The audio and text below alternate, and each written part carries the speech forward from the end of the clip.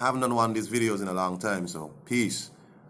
You know, it's just, I've been thinking about the whole WBC situation with Dillian Whyte. And I just realized just how corrupt and disgusting the WBC Mauricio Suleiman is. This whole Tyson Fury roadblock that they set up now towards Deontay Wilder is absolutely ridiculous. Let's not forget Tyson Fury got a phantom ranking after facing Sefer Seferi and some other person. After being out on a 2.5 year drug and alcohol binge. Man came back, had 2 shit fights, and to facilitate a Deontay Wilder fight, they shoehorned him in at like number 4 in the WBC rankings. This tells me that the WBC rankings really had no value. It tells me, you know, what I've always thought was that these people make up the rules as they go along according to how they feel. Dillian Whyte has been number 1 contender, which is supposed to make it a mandatory. Rankings are meant to keep the cycle going. Your number 1 contender is supposed to be an automatic mandatory. So what's the point of your nonsense silver belt then? Well, but back to the point. Putting Tyson Fury as a roadblock to Dillian Whyte just shows me again that Deontay Wilder is the most protected champion ever.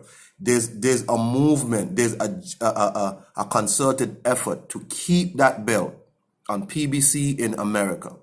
He does not travel to defend this belt.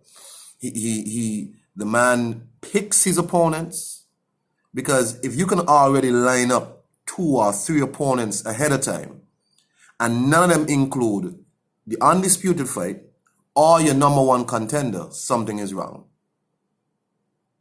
And now they put Tyson Fury, who Top Rank has already said, when they turn down the Deontay Wilder fight, they don't need the WBC to dictate nothing for them. They'll do it themselves. So they blow off your mandatory, which is supposed to automatically earn you some form of punishment. Maybe they drop it from the rankings, or something like that.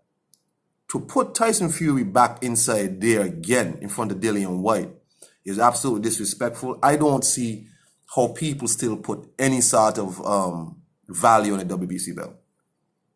They have shown such blatant and bold-faced corruption in this whole Dillian Whyte saga that I just don't get it. You know, when young fighters come up and they see what's happening with Dillian Whyte, that these people can just decide based on who they prefer or based on relationships, that they're going to keep putting people in front of you. Mind, if you're number 1 contender, shouldn't you be fighting for the belt next? That's supposed to just be automatic. Everybody should know. If you reach number 1 contender, you're next up. And what is the point of the rankings then? That means you're running 2 different rankings concurrently. A public ranking and one that's held between you and your promoter friends or whatever.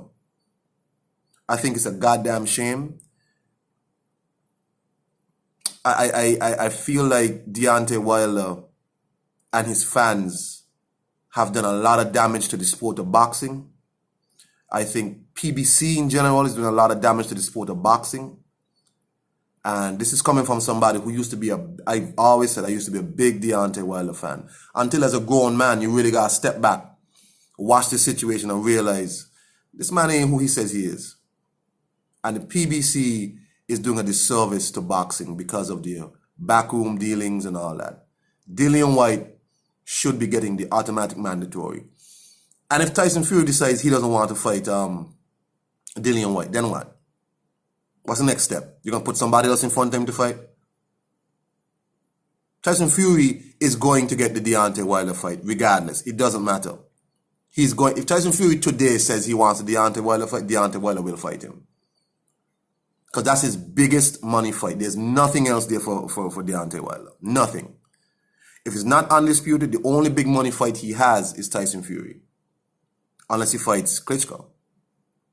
Another AJ left over. I think it's a shame.